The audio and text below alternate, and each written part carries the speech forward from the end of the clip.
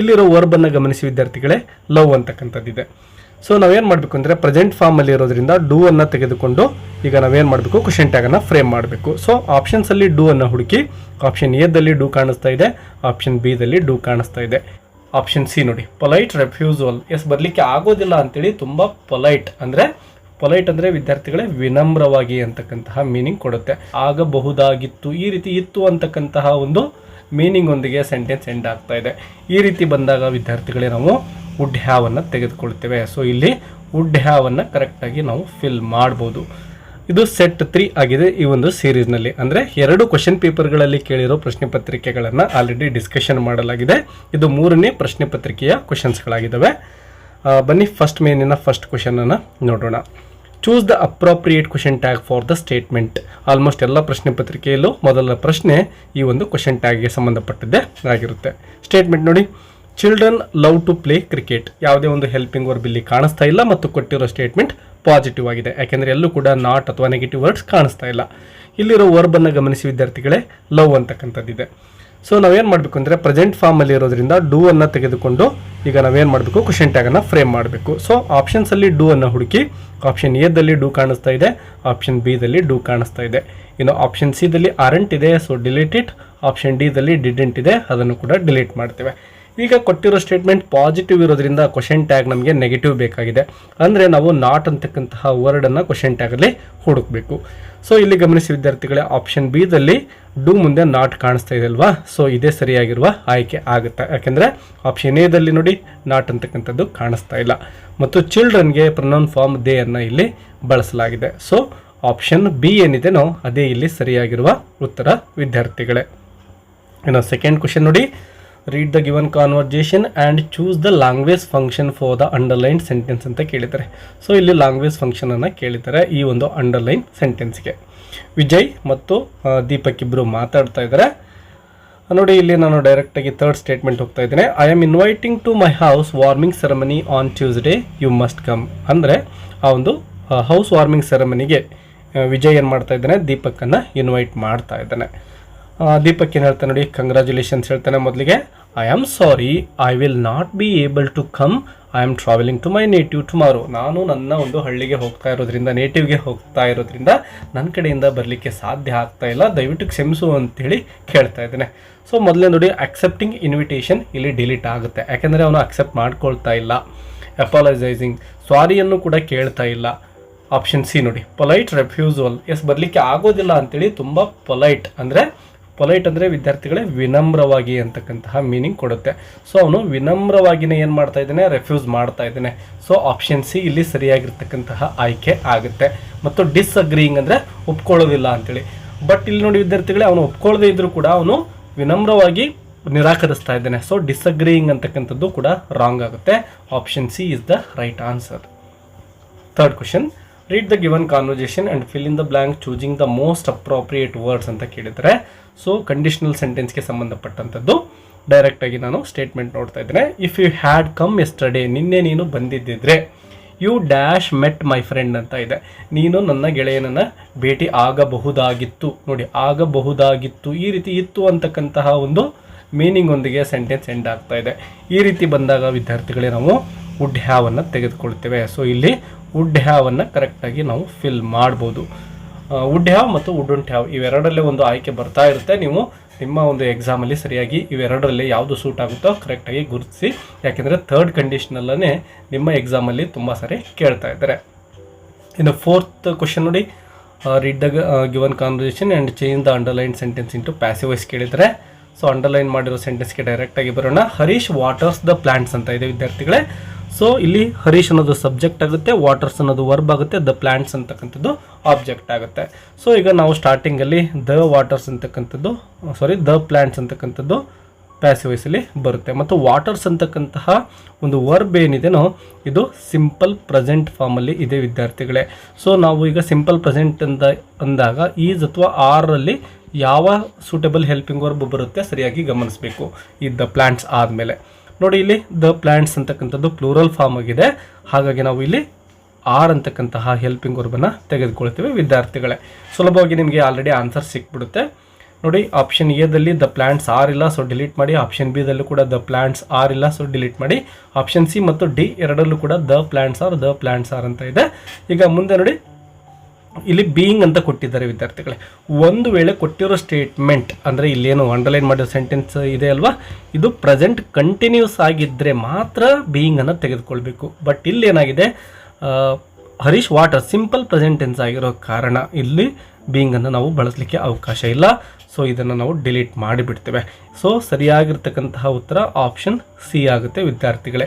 The plants are watered. ನೋಡಿ, ಆರಾದಮೇಲೆ ಬರ್ತಕ್ಕಂತಹ ವರ್ಬ್ ಇಲ್ಲಿ ವಾಟರ್ ಏನಿತ್ತಲ್ವಾ, ಇದು ಯಾವಾಗಲೂ ಕೂಡ V3 ಫಾರ್ಮಲ್ಲೇ ಬರಬೇಕು ವಿದ್ಯಾರ್ಥಿಗಳೇ. ಯಾವುದೇ ಸೆಂಟೆನ್ಸನ್ನು ಪ್ಯಾಸಿವ್ ವಾಯ್ಸ್ಗೆ ಚೇಂಜ್ ಮಾಡಿದರೆ ವರ್ಬ್ V3 ಫಾರ್ಮಲ್ಲೇ ಇರಬೇಕು. ಇದು ನಿಮಗೆ ಮೇನ್ ಆಗಿ ಗಮನದಲ್ಲಿ ಇರಲಿ. ಇನ್ನು ಕೊನೆಗೆ ಹರೀಶ್ ಇರೋದು ಬೈ ಹರೀಶ್ ಅಂತ ಆಬ್ಜೆಕ್ಟಲ್ಲಿ ಹೋಗ್ತಾ ಇದೆ. ಇನ್ನು ಸೆಕೆಂಡ್ ಮೇನ್ ನೋಡಿ, which one of the following words has 2 syllables ಅಂತ ಕೇಳಿದ್ದಾರೆ. ಚೇರ್ ಅಂತಕ್ಕಂಥದ್ದು ಒಂದೇ ಒಂದು ಸಿಲೆಬಲ್, ಫ್ರೆಶ್ ಅಂತಕ್ಕಂಥದ್ರಲ್ಲೂ ಕೂಡ ಒಂದು ಸಿಲೆಬಲ್ ಇದೆ. ಅಗೇನ್ ನೋಡಿ, ಇಲ್ಲಿ 2 ಸಿಲೆಬಲ್ಗಳು ಸಿಗ್ತಾ ಇದ್ದಾವೆ. ಇನ್ನು ಕನ್ಸ್ಟ್ರಕ್ಷನ್ ಇಲ್ಲಿ 3 ಸಿಲೆಬಲ್ ಕಾಣಿಸ್ತಾ ಇದ್ದಾವೆ. ನಮಗೆ ಬೇಕಾಗಿರೋದು 2 syllable. ಸೊ ಸರಿಯಾಗಿರ್ತಕ್ಕಂತಹ ಉತ್ತರ ಅಗೇನ್ ಅಂತಕ್ಕಂಥದ್ರಲ್ಲಿ ನಮಗೆ 2 syllable ಸಿಗ್ತಾ ಇದ್ದಾವೆ. So it is the right answer. 6th question, combine the word in column A with its collocative word in column B ಇದೆ. ಟೇಬಲ್, ಲ್ಯಾಂಪ್ ಅಂತಕ್ಕಂಥದ್ದು ಸರಿಯಾಗಿರುವ ಉತ್ತರ ವಿದ್ಯಾರ್ಥಿಗಳೇ. 7th one, fill in the blank with appropriate preposition ಕೇಳಿದ್ದಾರೆ.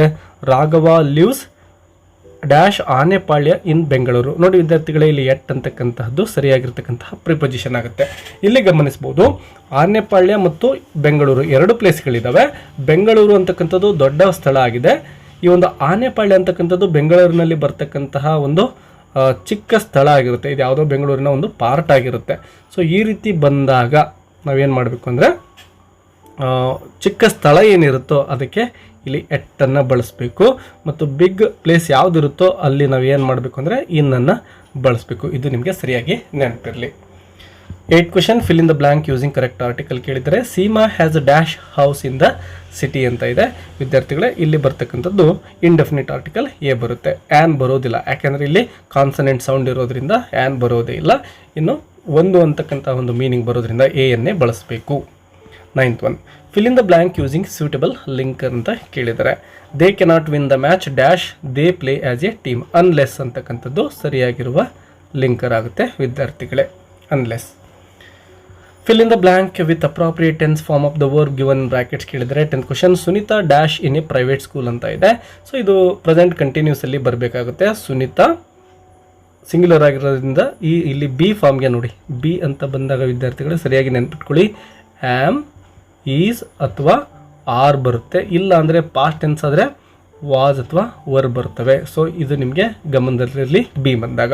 ಇಲ್ಲಿ Sunita singular ಆಗಿದೆ ಮತ್ತು present ಟೆನ್ಸಲ್ಲಿ ಇರೋದ್ರಿಂದ ನಾವು ಈಸನ್ನು ಇಲ್ಲಿ ತೆಗೆದುಕೊಂಡು ಬರೀತಾ ಇದ್ದೇವೆ. ಇನ್ನು ಟೀಚ್ ಇರೋದನ್ನು ING ಫಾರ್ಮಲ್ಲಿ ಬರೀಬೇಕು ವಿದ್ಯಾರ್ಥಿಗಳೇ. ಟೀಚಿಂಗ್ ಪ್ರೆಸೆಂಟ್ ಕಂಟಿನ್ಯೂಸ್ ಆಗಿರೋದ್ರಿಂದ Sunita is teaching in a private school ಅಂತಕ್ಕಂತಹ ಸೆಂಟೆನ್ಸ್ ಸಿಗುತ್ತೆ. 11th one, identify the part of speech of the underlined word ಕೇಳಿದರೆ.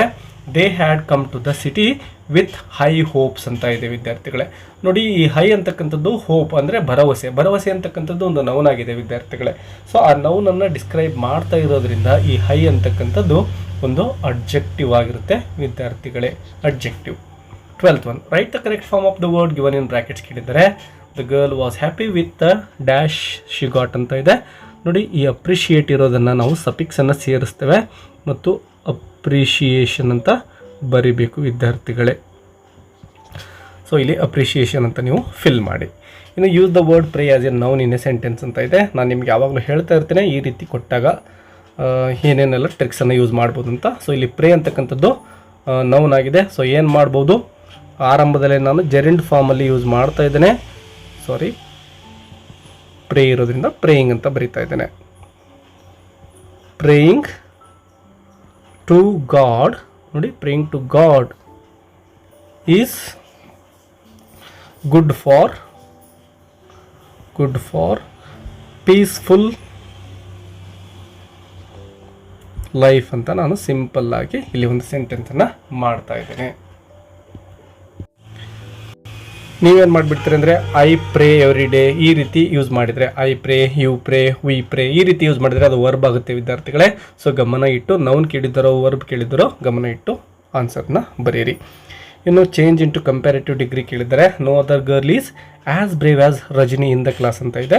ಸೊ ಇಲ್ಲಿ ನಾವು ರಜನಿ ಬಗ್ಗೆ ಮಾತಾಡ್ತಾ ಇದ್ದೇವೆ. ಸ್ಟಾರ್ಟಿಂಗಲ್ಲಿ ರಜನಿಯನ್ನು ಬರ್ಕೊಳ್ತೇವೆ. ರಜನಿ ಮತ್ತು ಪ್ರೆಸೆಂಟ್ ಟೆನ್ಸ್ ಫಾರ್ಮಲ್ಲಿ ಇದೆ ನೋಡಿ, ರಜನಿ ಈಸ್ ಅಂತ ಆಯಿತು. ಅಬ್ಜೆಕ್ಟಿವ್ ಏನು ಕೊಟ್ಟಿದ್ದಾರೆ, ಬ್ರೇವ್ ಕೊಟ್ಟಿದ್ದಾರೆ ಮತ್ತು ಕಂಪ್ಯಾರಿಟಿವ್ ಫಾರ್ಮ್ಗೆ ಕೇಳಿದ್ದಾರೆ.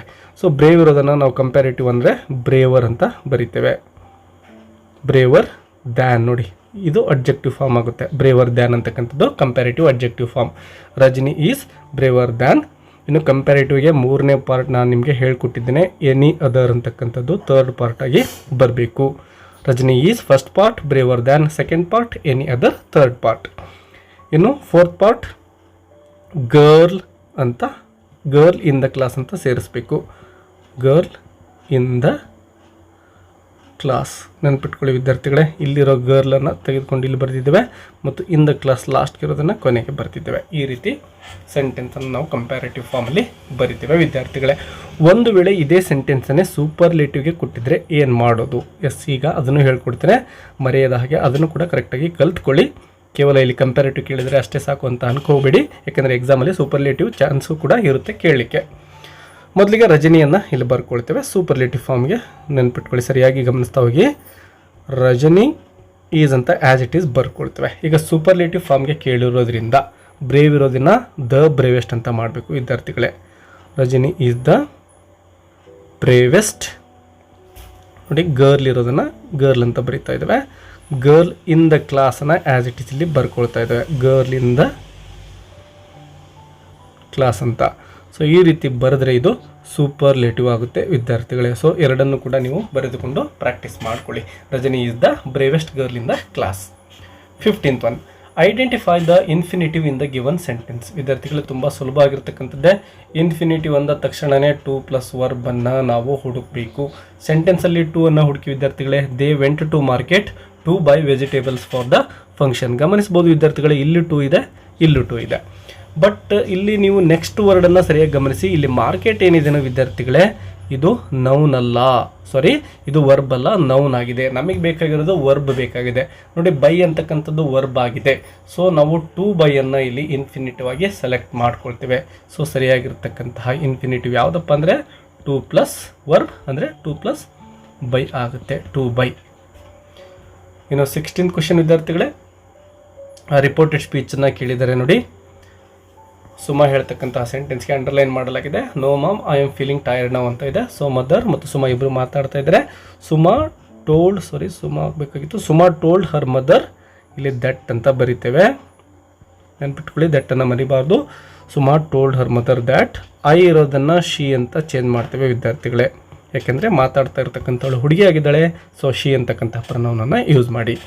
ಆ್ಯಮ್ ಇರೋದು ಪ್ರೆಸೆಂಟ್ ಫಾರ್ಮಲ್ಲಿದೆ, ನಾವು ಪಾಸ್ಟ್ ಟೆನ್ಸ್ ವರ್ಬನ್ನು, ಹೆಲ್ಪಿಂಗ್ ವರ್ಬನ್ನು ಬರೀಬೇಕು. ಶಿ ಅನ್ನೋದು ಸಿಂಗ್ಯುಲರ್ ಆಗಿರೋದ್ರಿಂದ ವಾಸನ್ನು ಬರಿತಾ ಇದ್ದೇವೆ. ಇನ್ನು ಫೀಲಿಂಗ್ ಟಯರ್ಡ್ ಇರೋದನ್ನು ಆ್ಯಸ್ ಇಟ್ ಈಸ್ ಬರಿತೇವೆ ವಿದ್ಯಾರ್ಥಿಗಳೇ. ಫೀಲಿಂಗ್ ಟಯರ್ಡ್ ಅಂತ ಬರಿತೇವೆ. ಇನ್ನು ನೋವು ಇರೋದು ವಿದ್ಯಾರ್ಥಿಗಳೇ ದೆನ್ ಅಂತ ಚೇಂಜ್ ಆಗಬೇಕು. ಸೊ ಇಲ್ಲಿ ದೆನ್ ಅಂತ ಕೊನೆಗೆ ಬರೋದು ಫುಲ್ ಪಾಯಿಂಟ್ ಹಾಕಿ. ಸೊ ನೋಡಿ sentence, Suma told her mother that she was feeling tired then ಅಂತ ಆಗುತ್ತೆ. ಸೊ ರಿಪೋರ್ಟೆಡ್ ಸ್ಪೀಚನ್ನು ಸರಿಯಾಗಿ ಕಲಿತುಕೊಳ್ಳಿ. ಈ ಎಲ್ಲ ಹಿಂದಿನ ಪ್ರಶ್ನೆ ಪತ್ರಿಕೆಗಳ ಕ್ವೆಶನ್ಸ್ಗಳಿಗೆ ಆನ್ಸರ್ಸನ್ನು ಮಾಡಿ ಮತ್ತು ರೂಲ್ಸ್ಗಳನ್ನು ಕೂಡ ಎಕ್ಸ್ಪ್ಲೇನ್ ಮಾಡಿ ಅಪ್ಲೋಡ್ ಮಾಡಲಾಗಿದೆ.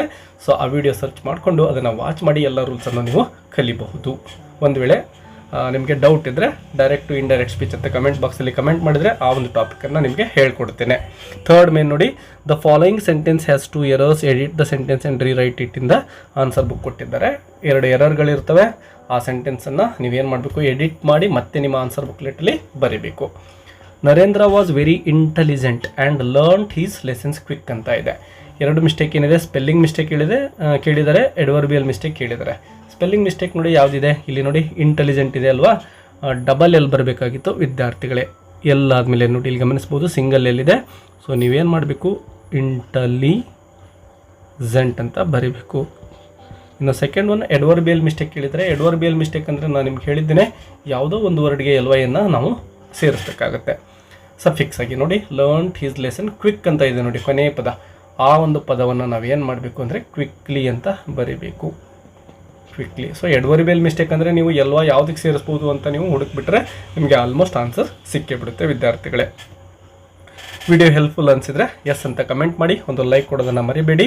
ಮತ್ತು ಯಾವುದಾದ್ರೂ ನಿಮಗೆ ಗ್ರಾಮರ್ ಟಾಪಿಕ್ ಡಿಫಿಕಲ್ಟ್ ಅನಿಸಿದರೆ ಅದನ್ನು ಕಮೆಂಟ್ ಬಾಕ್ಸಲ್ಲಿ ಕಮೆಂಟ್ ಮಾಡ್ಬೋದು. ಮುಂದಿನ ದಿನಗಳಲ್ಲಿ I will try to upload the video for that question also. Thank you for watching. Let's meet in next video. Take care, keep learning.